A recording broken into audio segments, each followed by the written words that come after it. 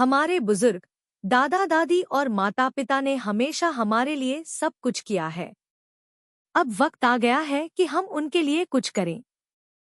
आपका एक छोटा सा कदम, एक लाइक और सब्सक्राइब, उनकी आवाज को बुलंद कर सकता है। हम कब तक हाथ फैलाते रहेंगे? आइए, एकजुट होकर उनकी पेंशन के हक की मांग करें। आपसे हाथ जोड़कर निवेदन है कि हमारे चैनल को सब्सक्राइब करें, इस संदेश को जितना हो सके शेयर करें और हमें 1 मिलियन लाइक्स तक पहुंचने में मदद करें। क्या आप हमारे बुजुर्गों का सहारा बन सकते हैं? कर्मचारियों के लिए खुशखबर। ईपीएस 95 पेंशनधारियों की बढ़ गई पेंशन। कर्मचारी भविष्य निधि संगठन ईपीएफओ के कर्मचारियों के लिए बड़ी खबर है। ईपीएफओ के कर्मचारियों द्वारा पेंशन योजना के अंतर्गत आने वाले सभी पेंशन भोगियों की न्यूनतम पेंशन 7,500 रुपये प्रति माह करने की मांग को लेकर सभी पेंशन भोगी राष्ट्रीय राजधानी में भूख हड़ताल करने वाले हैं।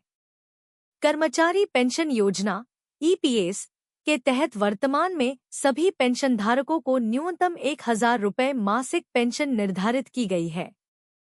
यह व्यवस्था सितंबर 2014 में लागू की गई थी। अब ईपीएस पेंशन के तहत पेंशन बढ़ोतरी और उससे जुड़े अन्य मुद्दों पर बात हो रही है। आइए इस पर विस्तार से जानकारी प्राप्त करें। राष्ट्रीय संघर्ष समिति ने कहा। राष्ट्रीय संघर्ष समिति ने पेंशन धारकों के हितों को लेकर जंतर मंतर पर भूख हड़ताल का प्रस्ताव रखा है। समिति का कहना है कि निजी, सार्वजनिक, सहकारी और औद्योगिक क्षेत्रों के सेवानिवृत्त कर्मचारियों की पेंशन में बढ़ोतरी होनी चाहिए। ईपीएस के तहत पेंशन धारक हर महीने 7,500 रुपये पेंशन की मांग कर रहे हैं और इसके लिए आंदोलन कर रहे हैं। पेंशन धारकों का कहना। देश भर के ईपीएस पेंशन धारक वर्तमान में बहुत कम पेंशन प्राप्त कर रहे हैं। वर्तमान में उन्हें केवल 1,171 रुपये मासिक पेंशन मिलती है, जो जीवन यापन के लिए अपर्याप्त है।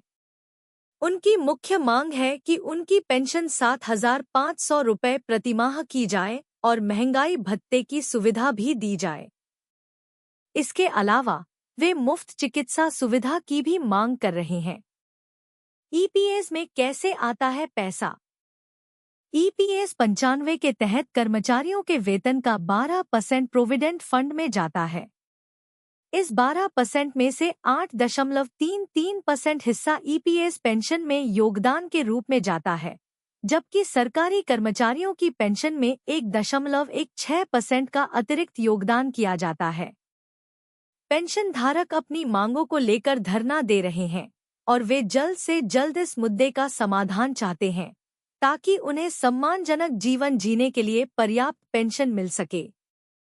ईपीएस 95 पेंशनर्स को 7,500 pension plus DA plus medical सेवा मौत के बाद देगी सरकार। न्यूनतम पेंशन 1,000 रुपये को बढ़ाकर 7,500 रुपये करने की मांग। सोशल मीडिया पर पेंशन भोगी अपने मन की बात लिख रहे हैं। सरकार पर आरोप है कि लगातार पेंशनर्स की उपेक्षा की जा रही। केंद्र सरकार और कर्मचारी भविष्य निधि central government and employees provident fund से पेंशन भोगियों का सीधा और सटीक सवाल है। यह सवाल झकझोरने वाला है। उम्र के आखिरी पड़ाव में बैठे पेंशन भोगियों, पेंशनर्स की नाराजगी इतनी बढ़ चुकी है कि उनके सब्र का बांध टूट रहा है।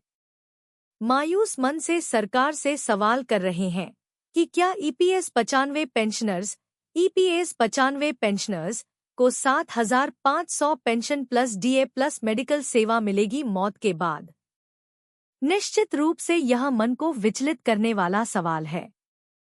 सुनने और लिखने में अच्छा नहीं लगता, लेकिन देश के लाखों पेंशनर्स के मन की बात को छुपाना भी उचित नहीं है। इसलिए सूचनाजी.com लगातार पेंशनर्स के मन की बात को लिखता आ रहा है। पेंशन भोगी संतोष स्वरूप के सवाल पर सुरेश पी सिंह ने जवाब में लिखा, हाँ, बहुत सही। गरीब पेंशनधारियों के प्रति सरकार की कोई भावना नहीं है। उन्हें हमारी पेंशन को संशोधित करने में कोई दिलचस्पी नहीं है, ऐसा लगता है। दीपक कुमार शर्मा लिखते हैं कि हमें ये अच्छी तरह दे समझ लेना चाहिए, सरकार कोई भी हो, सारा फंड मुफ्त अनाज, मुफ्त भाई बहनों को कैश देने के लिए, विधायकों को, सांसदों को आजीवन पेंशन के काम आता है। हम लोग तो भले ही 75 से 76 के हो गए हैं, आज नहीं तो कल मर जाएंगे तो नेताओं के किस काम आएंगे? उनको तो अपने परिवार के 7 दिनों की व्यवस्था करना है, इसलिए बेचारे मजबूर हैं, नहीं तो जल्दी कर देते। ईपीएफओ अधिकारी कर्मचारी काम नहीं कर रहे हैं। ओम प्रकाश चौहान का कहना है कि चिंता मत कीजिए, मरने के बाद भी नहीं होगी। अंधे बंटी रेवड़ियां मुड़ मुड़ अपनों को दे। पूजन चक्रवर्ती ने चुनावी नतीजे पर इशारा करते हुए लिखा, कश्मीर ने सबक दिया है, अब बाकी राज्य भी उनका अनुसरण करें। ईपीएफओ से ऑटोमेटिक फंड ट्रांसफर पर बड़ी खबर, नौकरी के साथ रहेगा पैसा भी। Employees provident fund organisation EPFO ने पीएफ अकाउंट होल्डर्स के लिए ऑटोमेटिक फंड ट्रांसफर की सुविधा शुरू की है। अब अकाउंट होल्डर्स को नौकरी बदलने पर मैनुअल तरीके से पीएफ ट्रांसफर के लिए आवेदन करने की जरूरत नहीं होगी। कर्मचारी भविष्य निधि संगठन employees provident fund organisation EPFO की यह खबर आपके लिए काफी कारगर साबित होने वाली है। आप अगर नौकरी छोड़ने वाले हैं या कहीं दूसरी नौकरी ज्वाइन करने जा रहे हैं तो इस खबर को जरूर पढ़िए। ईपीएफओ के सदस्यों को नौकरी छोड़ने या दूसरी कंपनी से जुड़ने पर अपना पीएफ अकाउंट ट्रांसफर कराने के लिए अब कर्मचारी भविष्य निधि कार्यालय का चक्कर नहीं लगाना पड़ेगा।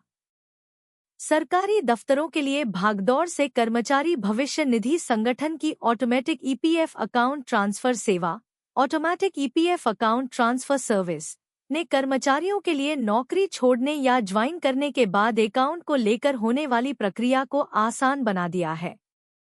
अगर आप भी जल्द ही कोई नई नौकरी ज्वाइन करने वाले हैं तो सुनिश्चित करें कि इस सर्विस का पूरा फायदा उठाने के लिए आपका यूएएन अप टू डेट हो और केवाईसी डिटेल से लिंक हो।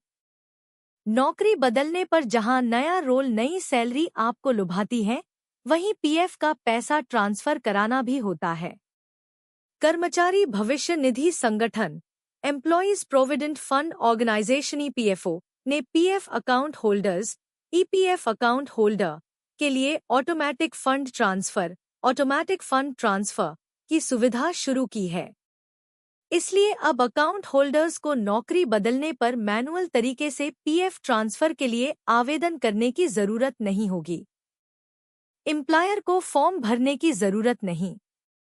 ईपीएफओ की नई सेवा का सबसे बड़ा फायदा यह है कि एम्प्लॉयर को अब किसी तरह का फॉर्म भरने की जरूरत नहीं है। Automatic EPF account transfer facility के जरिए आपका ईपीएफ बैलेंस एक एम्प्लॉयर से दूसरे एम्प्लॉयर तक बिना कोई फॉर्म भरे या कागजी कार्रवाई किए आसानी से चला जाएगा। एसएमएस या ईमेल नोटिफिकेशन के जरिए आपको ट्रांसफर स्टेटस के बारे में जानकारी भी हो जाएगी। ईपीएफओ की सेवा ईपीएफ ऑटोमेटिक ट्रांसफर फैसिलिटी के बारे में जानिए। वर्तमान में जहां आप नौकरी कर रहे हैं, इसे छोड़ने के बाद जहां नई सेवा शुरू करेंगे, उस एम्प्लॉयर के पास आपका पीएफ अकाउंट ट्रांसफर करने का मौका ईपीएफ ऑटोमेटिक ट्रांसफर फैसिलिटी से मिल रहा है। नए एम्प्लॉयर तक ईपीएफ बैलेंस को सीमलेस तरीके से ट्रांसफर कर दिया जाता है। अपने यूनिवर्सल अकाउंट नंबर यूएन को अपने नए एम्प्लॉयर से लिंक करते हैं तो ट्रांसफर की प्रक्रिया खुद ब खुद हो जाएगी। इस तरह से काम करती है automatic transfer facility. How does the automatic transfer facility work? Universal account number UAN EPFO सदस्यों के पास यूएएन नंबर होता है। नौकरी बदलने पर यह नंबर नहीं बदलता है। न्यू एम्प्लॉयर रजिस्ट्रेशन आप अगर किसी नई कंपनी में सेवा देने जा रहे हैं तो एम्प्लॉयर ईपीएफओ पोर्टल पर अपने एस्टेब्लिशमेंट के तहत आपका यूएएन रजिस्टर करता है। यह प्रक्रिया ही आपकी नई एम्प्लॉयमेंट डिटेल को मौजूदा यूएएन से लिंक कर देता है। Automatic transfer trigger. एक बार जब आपका नया नियोक्ता यानी एम्प्लॉयर आपका यूएएन रजिस्टर कर देता है, तो ईपीएफओ का सिस्टम ऑटोमेटिक तरीके से आपके ईपीएफ बैलेंस को आपके पिछले एम्प्लॉयर से मौजूदा एम्प्लॉयर में ट्रांसफर करना शुरू कर देता है। एसएमएस या ईमेल के जरिए जानकारी, इंटीमेशन वाया एसएमएस और ईमेल ट्रांसफर रिक्वेस्ट शुरू होने के बाद ईपीएफओ आपके रजिस्टर्ड मोबाइल नंबर और आपके यूएएन से लिंक ईमेल पर एक नोटिफिकेशन भेजता है, जो आपको ट्रांसफर की स्थिति के बारे में इन्फॉर्म करता है। सफल ट्रांसफर। Successful transfer. आपके पुराने एम्प्लॉयर से ईपीएफ बैलेंस कुछ ही दिनों में आपके नए ईपीएफ अकाउंट में क्रेडिट कर दिया जाता है।